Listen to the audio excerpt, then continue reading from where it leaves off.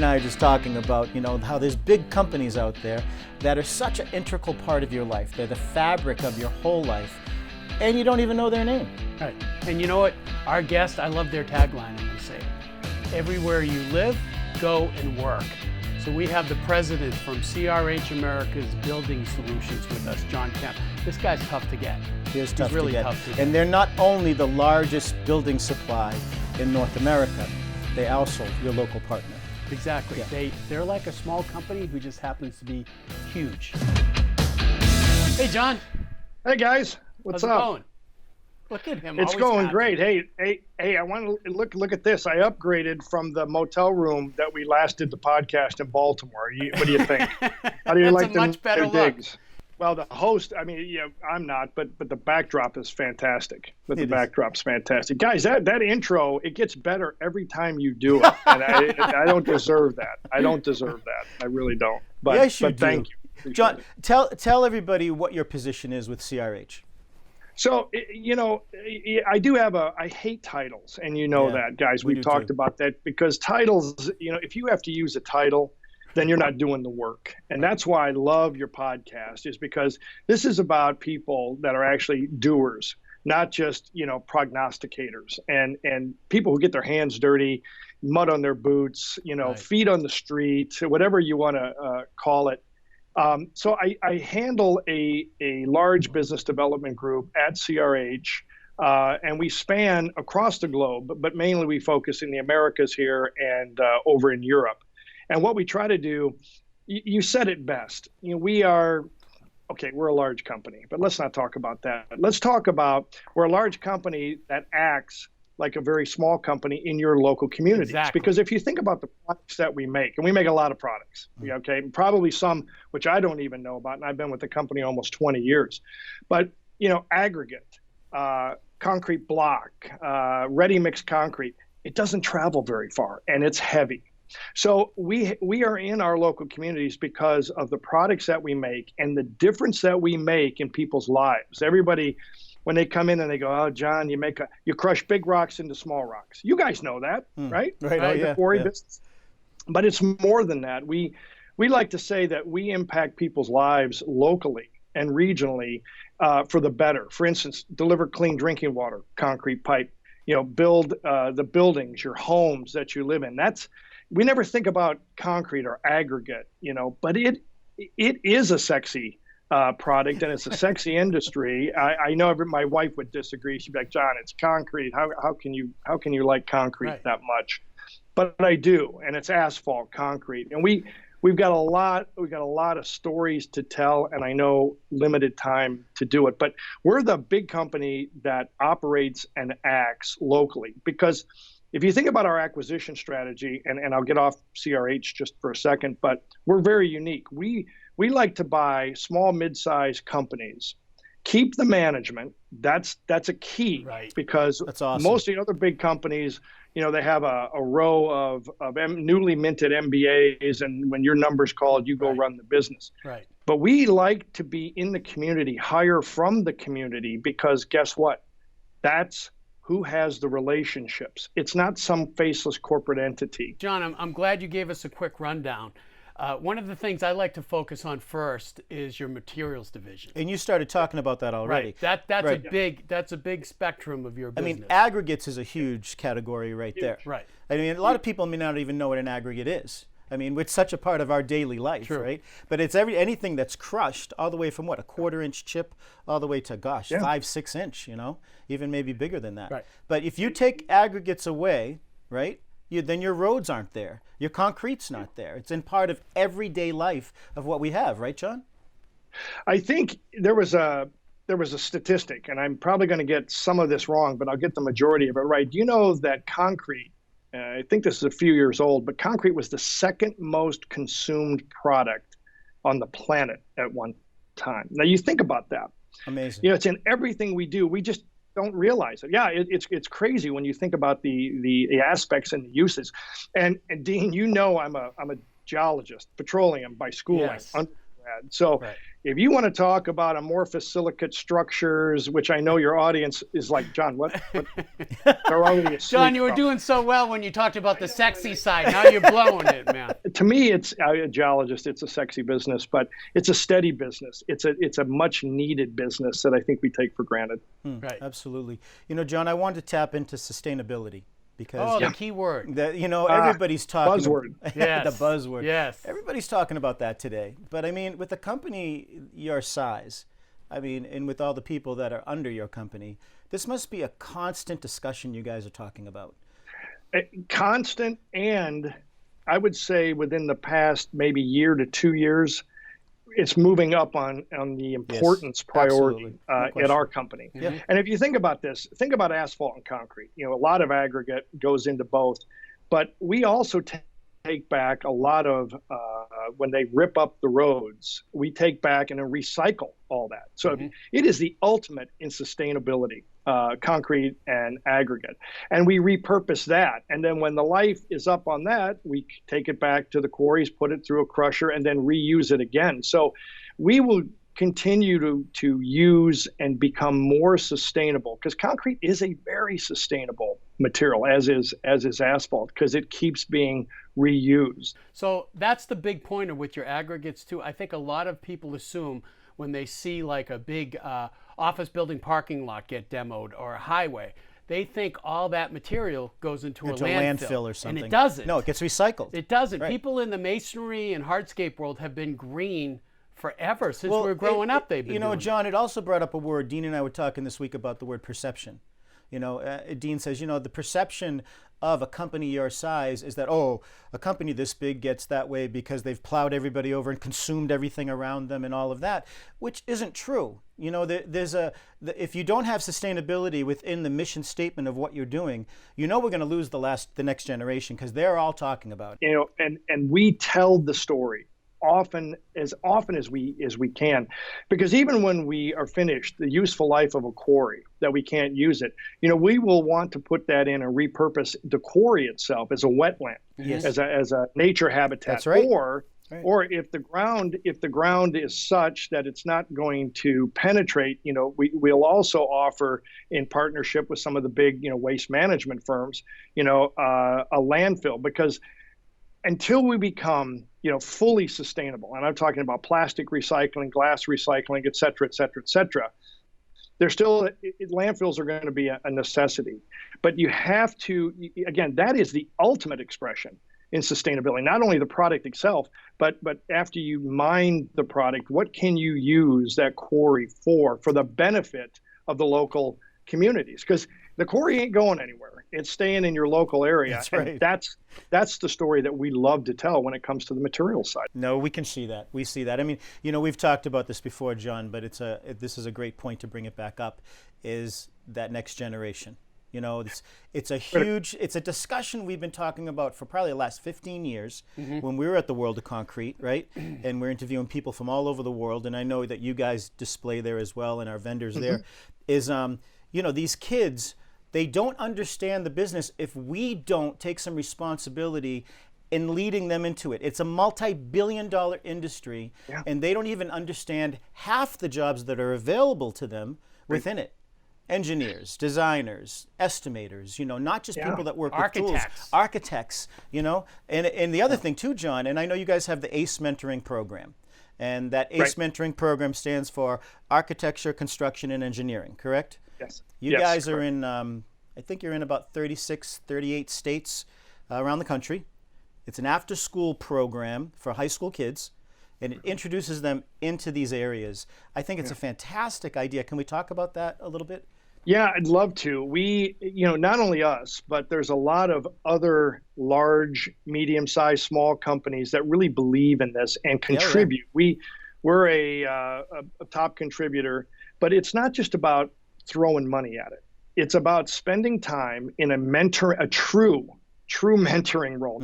And frankly, when we go to trade fairs or we'll go to colleges, I have to compete with Googles and Amazons and all the kids are over there. And I said, hey, we're cool. over here. Construction is cool. Let me explain. Right. I love technology, but again, I think technology to make people's lives better, that's the key. I mean, where I live in Alpharetta, it's Georgia, it's experienced huge growth. But whenever they put up the facades on these buildings, we walked the dogs downtown, and I said to my wife, that facade's coming off in 6 months. That one's going to be probably 4 months, and this one's going to be 5 months.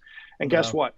I could take a picture when I go home tonight, and everything has come true, because you're not getting that great quality craftsmanship. Right. And that's because we haven't trained the future generation of leaders. And leaders does not mean you got to be a white collar leader. Leaders come everything in every shape, size, color, form, from the janitor all the way to the CEO. To get good at our trade, any trade, you have to spend some years doing it. It doesn't happen overnight. And they're so used to the computer age where it's pushing a button or, you know, learning a program and you get it instantly. So that's the hard thing we have to fight. We do, and I'll give you a great analogy on that. I've got a great friend, Steve Kaufman Construction in Dallas, Texas, and when I met him, he's a concrete turnkey guy, but he wants to make a difference. So when I met Steve, probably in the early 90s, he said, I want to be a different type of builder in concrete. And I want to give prospective homeowners, he builds a lot of homes, and I want to make a difference. And I said, the only way I know how to do this is pick up a trowel and run it over some concrete in the plastic state to see. A good finisher, takes years, and you can feel, right? Does it tear on the surface? That's right. Right? Is it not enough fines in the mix? Is there not enough cement, et cetera, et cetera? I agree, but you know what? I think life is best lived, right, outside and off of a Excel spreadsheet. Everybody's saying we need to get back to outside. Okay, well, isn't that blue collar? Isn't that what we do? Isn't that we build stuff? We build stuff with our hands. You've got to feel the material. If you've never done that, okay, I would say, and I don't want to use the old expression, get back to nature. I'd say get back to real world. Yeah. Living behind a computer screen is not real world. Well, John, I agree with you. I didn't mean to cut you off there, but I wanted to say one thing that popped up. When we were kids growing up, and I'm sure you too, it's primal in us to build something. Look at Legos, right? Legos, girls, boys, building and building and building, creating something. Look what I created. Right. Then we find our way, we get into other things and all that. But there is something within that. And I think one of the biggest struggles we have with this generation and the one behind them isn't maybe so much the kids, but it might be the parents' perception of the construction industry. Not knowing what the opportunities are. Yeah. I would definitely agree with you. And the only way to break that stereotype is to mentor. My plumber I'm great friends with him. He does a phenomenal business. But as he said, he's making a difference in people's lives. And I tell my kids, the most important people, your plumber, your garbage man, okay? Yeah. Because when they go away, guess what? You're in deep, you know what? It doesn't. So I think doesn't smell too good instead of figuratively. But I do think the perception. You're right. And, tech companies are great. Nothing wrong with them. But I think we have to get back, to, working with your hands. We did a big study a couple years back, and everybody, our company that we hired, they said, what's the strongest building material? And of course, you get the usual answer, steel, concrete. And we all said, no. You just said it, guys. Optimism. Why do you build things? Because you're optimistic about the future. Absolutely. You're optimistic about filling that building. You're optimistic about putting people in homes. You're optimistic about delivering clean water, okay, to us, to our friends and neighbors. And the one thing with the younger generation that is exciting, yeah, we're going to tie in innovation because they're so tech savvy. Yep. And construction. Right. This 3D printing that we've talked before, I can see eventually that you're going to 3D print housing for affordable housing to where you can give people homes, Right. and maybe help the homeless crisis with technology, right, and innovation. Well, the other thing that pops up for me is, these kids are actually going to start solving some of the problems that not that we've necessarily created, Well, but that have come you've along. created some. I haven't created any problems. What are you talking about? We won't talk about that. You were the one in the I'm family. guilty. I'm guilty too. Okay, it's all your fault. So, but the problems that came along the way because things have changed. Like, for example, we're going to get into politics. We're not going to get into politics. But there was a guy on the radio the other day in New York City, and somebody asked him, well, what do you think about what's going on in Washington, D.C. right now? He goes, I don't know, but I'm ready to drive over this 120-year-old bridge. Could somebody fix it? And I thought, what a perfect point of view. Like, the house is burning down, but everyone's focusing around the landscape, Right. It's like, and I was thinking about you guys, John. I was thinking about your infrastructure. I was thinking about all the things you have in place to rebuild that bridge, right? Yeah, absolutely. And without getting into the politics, because it seems you can, if you want politics, just go online. Pick your poison. Either way. But you're absolutely right. And it goes back to what we started. The podcast today. It's local. I'm worried about my potholes. I'm worried about the drainage ditches. Outside. The development. Do I know what goes on in Washington? I don't care. It doesn't affect my daily life. Do I keep involved so we can drive right the clean air, clean water, develop great leaders? Whether you're white collar, blue collar, don't have a collar, whatever. I think just helping out. I think helping out and spending time in developing leaders at all levels. That's the key. I mean, it is going back to like the infrastructure of the highways and all that. You guys have this innovative program called Aware, correct? Mm-hmm. And can we tap on that before we let you go? Yeah, we believe in giving back, and I think that's a hallmark of any company that wants to lead. This Aware system, obviously, we on the material side of the business, the bulk of that business is heavy highway construction. Exactly. Yep. Very dangerous, as you well know. Oh, yeah. And we developed this system because we had a few deaths with, impaired drivers plowing into a work crew.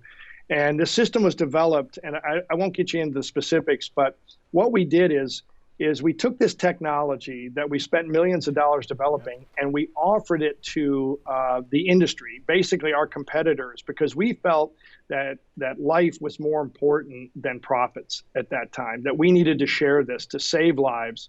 And again, I think that is a leadership that's making a statement saying that, we value the future more than we do a quarterly profit at this particular case. So I appreciate you guys bringing that up. Well, you know what, John, because we just had a major tragedy here with an impaired driver coming from a party two young girls. Yeah, and we've experienced it personally in our lives too. But that's the thing that you and I have seen forever. It is like a lot of companies innovate products, not necessarily for profit, right? They do it because they're tied in. It goes right back to your backyard. The men and women who use your products and come to your plant every day to buy the crushed stone and stuff. Right. And if you can do something to literally help save their life, I know that's sounding dramatic, but it's not. It's life. Right.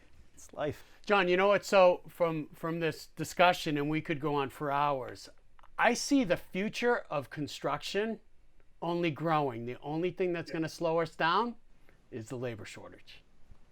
Yeah, the labor shortage is real. It's probably not going to get better, I would say, in the short term. But more importantly, I think now is a great time to tell the story, to get the younger generation coming into the industry so that we can probably smooth out future labor shortages when the economy is doing so well. Because what's going to happen. There's going to be inevitably a recession that will happen. And then they'll weed out some of the poor, and more people will flood back in. I don't know that having a body rather than a passionate person who wants to make a difference, i.e., leaders. Okay, I think we're doing a lot to train the future leaders of America to smooth out some of these labor shortages by telling the story. And I'll leave you with this, guys. My motto: leadership's an action, not a position. And I think that, and you'll know the difference. And the younger generation coming up really knows the difference, because if they see the CEO or president or whoever sitting in their posh corner office, guess what? That's not a leader. No. That's not a leader, right? That's a guy who's working on a spreadsheet. Yeah. He's not helping your career. You're right, John. But the action ones are out there with you in the field, getting dirty, finishing concrete, hammering nails, putting on a roof, that's life. And I don't know what more I can add to that, guys. Well, all I can add is you're coming to visit us at the quarry. You need to make a local trip at some point from Atlanta, okay? So we'll see you. All right.